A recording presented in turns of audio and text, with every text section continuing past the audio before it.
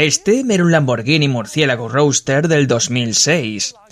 Y era simplemente ridículo. Los modelos modernos de Lamborghini se habían vuelto más fáciles de usar, más tecnológicos, más sencillos de conducir y, francamente, eso es algo bueno comparado con algunos de los Lamborghinis antiguos absurdamente poco prácticos de hace años. Pero para mí, el murciélago fue el último de los Lamborghini realmente locos, y hoy voy a analizar este ejemplar. Y elegí el Murciélago Roadster porque realmente merece que se revelen todos sus detalles y características, porque tiene muchísimos. Primero, una pequeña introducción. El Lamborghini Murciélago apareció en 2002, reemplazando al Diablo en la gama de Lamborghini. Y los primeros modelos utilizaban un motor V12 de 6,2 litros con alrededor de 570 caballos. El Murciélago original era un coupé, pero luego apareció esto, el Roadster descapotable, que era todavía más ridículo. Todos los Murciélago tenían tracción total y podías elegir entre una transmisión manual de 6 velocidades o una transmisión automática con levas al volante que Lamborghini llamaba E-Gear, que es la que tiene este coche. Para ser claros, yo grabé anteriormente un vídeo con un Murciélago LP640 Coupé, pero eso fue hace mucho tiempo y antes de que empezara a hacer análisis más detallados y profundos como hago ahora. Además, aquel era un animal completamente distinto. El LP640 llegó más tarde, era más moderno, tenía más potencia y, por supuesto, el coupé tenía techo fijo. Después del LP640 llegó el Murciélago SV y más tarde ese fue reemplazado por el Aventador. Pero hoy voy a echar un vistazo a este Murciélago Roadster más antiguo y voy a mostrarte todos sus detalles y características. El último Lamborghini verdaderamente clásico y salvaje antes de que se volvieran más modernos, tecnológicos y más fáciles de usar. Después lo sacaremos a la carretera para conducirlo y luego le daremos una puntuación. Muy bien, voy a comenzar con la cantidad de extrañas peculiaridades y características, hablando de algunos de los raros sonidos de pitidos que hace. Si te acercas al coche y está cerrado y presionas el botón de desbloqueo en el mando de la llave, hace este sonido. Vale, pero si intentas cerrarlo, las cosas se ponen un poco más extrañas. Hace 3 tonos extraños y cierra el coche después del primero y antes del segundo. Escucha.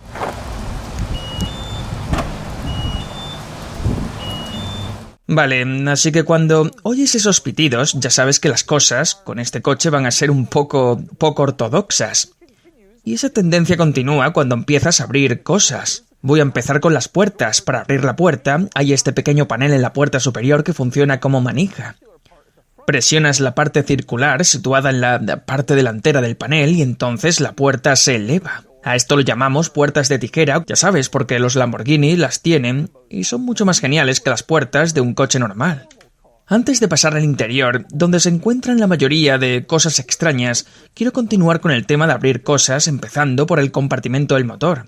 Para abrir el compartimento tienes una pequeña palanca aquí en el marco de la puerta del conductor. Esta pequeña palanca plateada tiras y desbloquea el compartimento del motor. Después simplemente vienes aquí atrás y lo abres hacia atrás. Sí, así es. La tapa del compartimento del motor del coche tiene las bisagras en la parte trasera, lo que significa que se abre, bueno, como puedes ver, al revés.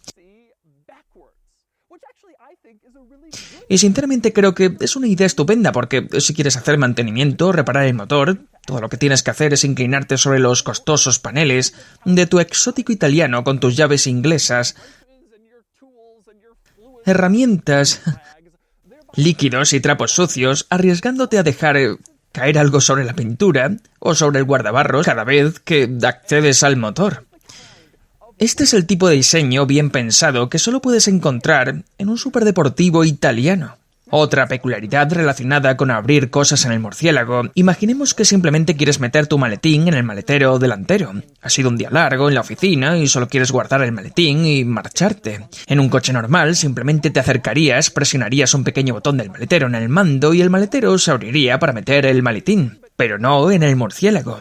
Aquí primero tienes que acercarte y desbloquear la puerta, luego tienes que abrirla, hacer todo el espectáculo de la puerta de tijera.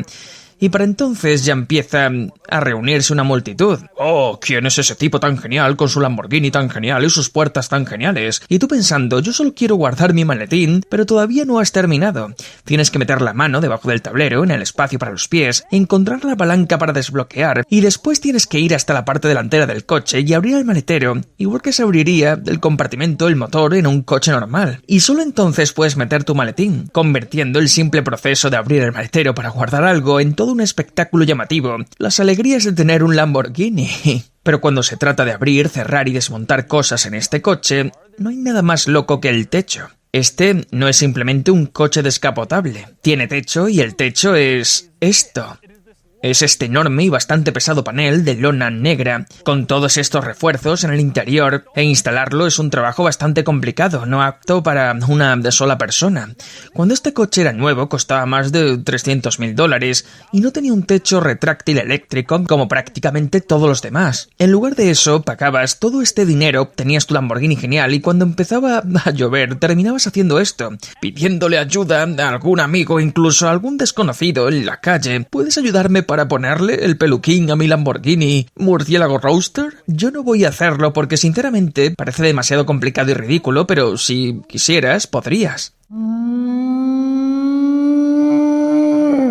Pasamos al interior del Roadster. Hay muchísimos detalles y características extraños que voy a enseñarte, pero en realidad voy a empezar con algo del exterior. Puedes ver esta pequeña toma de aire en el lateral. Se supone que debe moverse, subir y bajar, imagino que para dejar entrar aire al motor. Pero ahora bien, murciélago es la palabra española para bat, y por eso la gente empezó a llamar a estas piezas alas de murciélago, porque están en ambos lados del coche y pueden levantarse o bajarse. Y la parte genial es que no solo suben o bajan automáticamente, sino que puedes presionar un botón en la consola central para levantarlas o bajarlas cuando quieras, simplemente para verte genial. Lamentablemente estas piezas averiaban con frecuencia, así que muchos propietarios las dejaron instaladas permanentemente en posición levantada, pero esa era la idea. Estas pequeñas alas de murciélago podían subir y bajar y podías pulsar un botón haciéndolo. Pasamos a la transmisión de este coche. Como puedes ver, tiene levas de cambio y unas bonitas levas amarillas que combinan con el exterior. Obviamente con las levas puedes pasar por todas las marchas, pero no puedes poner marcha atrás. Así que pensarás, bueno, ¿cómo se pone este coche en reversa? Claro, miras aquí en el centro y verás 3 botones donde normalmente estaría la palanca de cambios. A la izquierda tienes Sport, a la derecha tienes el botón para desactivar el control de estabilidad y en el medio tienes un botón vacío, no hace nada. Entonces, ¿dónde está la marcha atrás? Pues está a la izquierda del volante y hay un conjunto de botones ahí y uno de ellos es el de reversa. Estarás pensando, ¿por qué Lamborghini no puso simplemente la marcha atrás en el botón vacío del centro? Eso tendría muchísimo más sentido, ahí es donde suelen estar las palancas de cambios. ¿Por qué no poner ahí la reversa? Bueno, claro que eso tendría mucho más sentido y claro que no lo hicieron. Y por cierto, en esa pequeña zona central, que no es exactamente una transmisión, está el botón Sport. Es un Lamborghini de aspecto demencial, con un V12 de 570 caballos sin techo. ¿De verdad pensaban que alguien iba a subirse y decir, hoy creo que quiero conducirlo en modo no deportivo? Vale, en la consola central, junto al botón inútil, que no es la marcha atrás, están los controles de los espejos eléctricos. ¿No es eso bastante normal? Controles eléctricos de los espejos como los de cualquier coche común. Una cosa sobre estos espejos que siempre me encantó es su aspecto. Esta forma baja, plana y horizontal que sobresale del coche. Creo que este es uno de los pocos coches que realmente logró convertir los espejos en un elemento de diseño y no solo en un elemento funcional. Se ven realmente geniales y parecen pertenecer perfectamente a este coche. Lo gracioso de los espejos en el coche es que en el lado del pasajero, donde pone los objetos en el espejo están más cerca de lo que parece, el texto está torcido. Pasamos a otro detalle interesante. Como este es un coche descapotable, no podías montar las luces interiores o de lectura en el techo, así que las colocaron aquí, entre los 2 asientos. Y puedes ver que junto a las luces hay pequeños botones para encenderlas, uno para cada luz. Pero, ¿qué pasa si quieres encender ambas al mismo tiempo? Ese botón está a la izquierda del volante junto a los botones de las luces de estacionamiento y de los faros antiniebla exteriores. Presionas ese botón y entonces se encienden las dos luces de lectura a la vez, o puedes usar estos botones individuales para encenderlas por separado. Y hablando de ubicaciones extrañas, mira el panel de la puerta y verás el interruptor de la ventanilla eléctrica. Excepto que ese no es el interruptor de la ventanilla eléctrica, es el interruptor del cierre centralizado colocado exactamente donde esperarías encontrar el de la ventanilla. En cambio, los controles de las ventanillas están en el centro junto a esa especie de palanca amarilla que no es una transmisión. Una ubicación muy poco intuitiva para esos elementos. Otra ubicación interesante en este coche son los cinturones de seguridad, porque no salen del pilar junto a las puertas, en cambio salen desde el centro, así que resulta una sensación extraña. Te sientas en el asiento del conductor y tienes que alcanzar por encima de tu hombro derecho para abrocharte el cinturón. Un poco raro, pero muy típico del coche. Otra ubicación poco intuitiva, si buscas el encendedor de cigarrillos, no lo encontrarás en la consola central. En lugar de eso, está aquí a la derecha del volante, cerca de donde se encuentra el encendido. No había visto algo así en muchos coches, aunque, claro, esto no es muchos coches. La misma historia ocurre con el freno de mano, también bastante poco intuitivo. No está en el centro, sino entre el asiento del conductor y la puerta, una ubicación extraña. Aunque para ser justos con Lamborghini, esto era bastante común en coches exóticos, especialmente antiguos. El problema de poner ahí el freno de mano es que si está levantado o activado bloqueará tu entrada y salida, haciendo más difícil subir y bajar del coche. Por eso en este coche y en otros con frenos de mano similares, una vez que activas el freno, puedes bajarlo. Así que puede estar abajo y activado al mismo tiempo. Para quitarlo tienes que volver a levantarlo, presionar el botón y luego bajarlo de nuevo. Entonces se desactiva. Es un poco complicado, pero en realidad acabas acostumbrándote. Ahora quiero hablar del almacenamiento del coche, que obviamente es limitado. No tienes compartimentos en las puertas porque cuando las puertas se levantan todo saldría volando. Tampoco tienes guantera, pero sí algunos compartimentos de almacenamiento. Uno está en la consola central, debajo de este pequeño panel de cuero. Abres y hay espacio de almacenamiento. El otro está detrás de los asientos. Hay una pequeña red detrás de los asientos donde puedes poner cosas y en ambos lados una pequeña red vertical que casi parece pensada para funcionar como portavasos. Podrías sujetar una lata o una botella, quizás una Red Bull mientras conduces. No estoy seguro de que esa fuera la intención, pero podría servir como un portavasos improvisado en el murciélago utilizando la red detrás de los asientos. Y ahora pasamos a otro elemento inusual, los parasoles, que son bastante pequeños. Y no exagero cuando digo eso, baja el parasol y verás que en realidad es más pequeño que el espejo retrovisor interior. No hay demasiados coches donde el parasol sea más pequeño que el espejo retrovisor. Pasamos ahora a la consola central, y si observas, verás que la radio está visible, pero no hay controles del climatizador. Para acceder, tienes que levantar este panel de fibra de carbono que dice Lamborghini y eso revela los controles del clima. O puedes ocultarlos si por alguna razón quieres hacerlo. Una cosa que me gusta de los controles del climatizador es que en el botón de recirculación del aire puedes ver un dibujo, no de un coche genérico, sino de este coche específicamente. Un murciélago. Es un pequeño gran detalle, atención al diseño.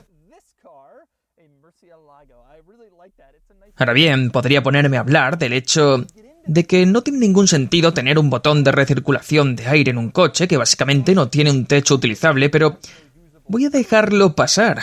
Seguiremos adelante. Una cosa que absolutamente adoro de este interior es que, a pesar de toda la locura que acabo de contarte, las extrañas formas de abrir cosas, la ubicación rara de todos los controles y, por supuesto, el aspecto completamente demencial del coche, el cuadro de instrumentos es bastante normal. Usa una tipografía corriente, parece del tipo de cuadro que esperarías en un Honda Accord.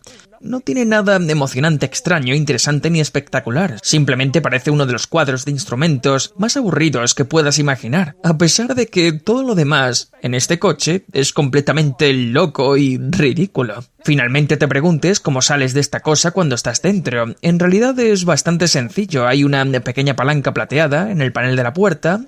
Simplemente tiras de ella, se desbloquea la puerta, luego empujas hacia arriba en la dirección en la que se abre y sales del coche. Y ya que las puertas están abiertas, eso me da la oportunidad de comentar otra peculiaridad interesante del murciélago.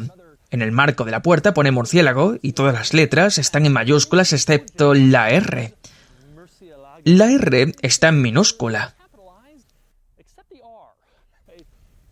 No estoy seguro de por qué. No sé de por qué eligieron precisamente la R, ni por qué mezclaron mayúsculas y minúsculas. Pasamos al exterior del coche. El ángulo desde el que lo estás viendo ahora mismo es mi favorito absoluto porque puedes apreciar lo increíblemente plana que es toda la forma desde el parabrisas hasta el maletero delantero. Es una forma en cuña completamente plana y me encanta cómo se ve. Los coches modernos ya no hacen esto demasiado, ni siquiera los superdeportivos, pero este coche sí lo hacía, igual que algunos Lamborghinis anteriores, y el resultado es un aspecto realmente genial. Y para conseguirlo tuvieron que integrar los faros en este panel plano, con forma de cuña, y siempre me ha encantado el diseño de los faros del coche. Puedes ver que tiene estos dos círculos para las luces y las luces largas. La forma completa es totalmente alienígena, comparada con prácticamente cualquier otro coche. Es genial. Otro detalle destacable en el exterior son las llantas. Siempre me ha encantado este diseño porque las ruedas son diferentes y al mismo tiempo iguales. Si las observas, comparten el mismo diseño, pero la rueda trasera es muchísimo más ancha para acomodar el neumático posterior.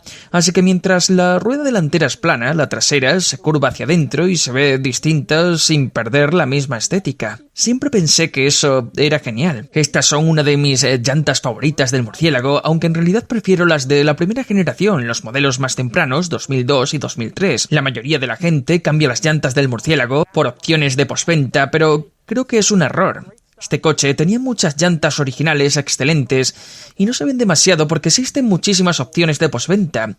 Otro elemento exterior que siempre me pareció interesante son las luces traseras, que son extremadamente simples.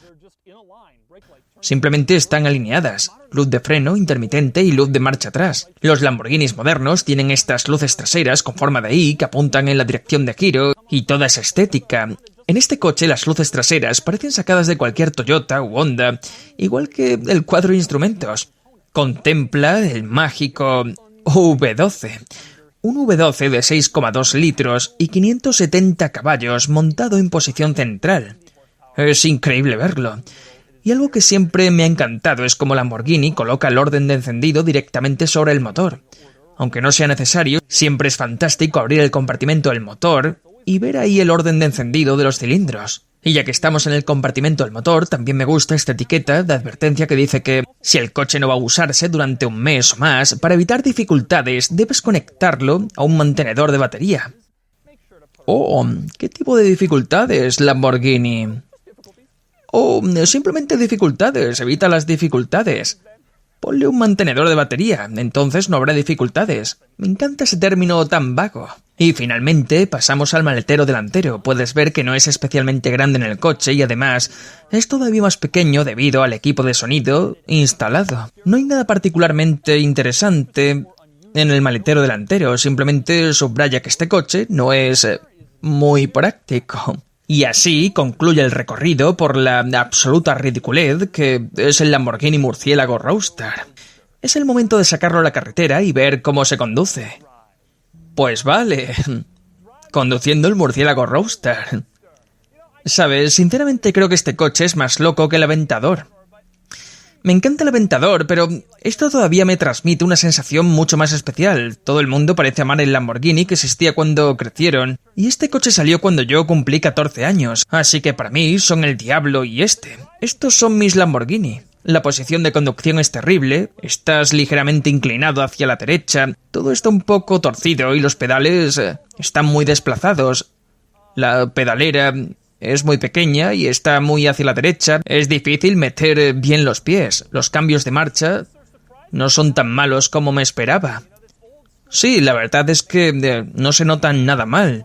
Las viejas transmisiones secuenciales en manual tipo Ferrari F1 o Maserati Cambio Corsa son horribles. Esta en realidad no está tan mal. La visibilidad trasera es terrible. La tapa del maletero sobresale muchísimo y prácticamente tapa cualquier coche detrás de ti.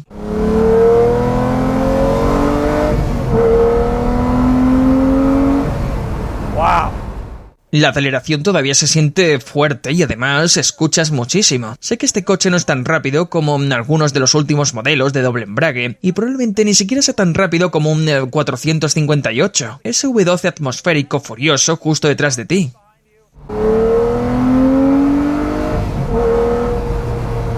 Y suena como un coche de la vieja escuela. Siento que esto suena más parecido al Spada, al Jarama y a los Lamborghinis clásicos que a los modernos. Los modernos suenan genial, pero este tiene una nota increíble.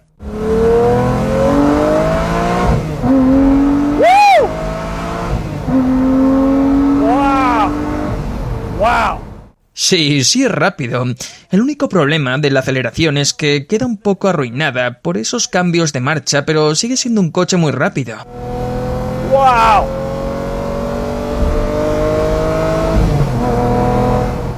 La dirección es buena, de nuevo tiene un peso muy agradable y se siente realmente bien. Tiene muy buen tacto.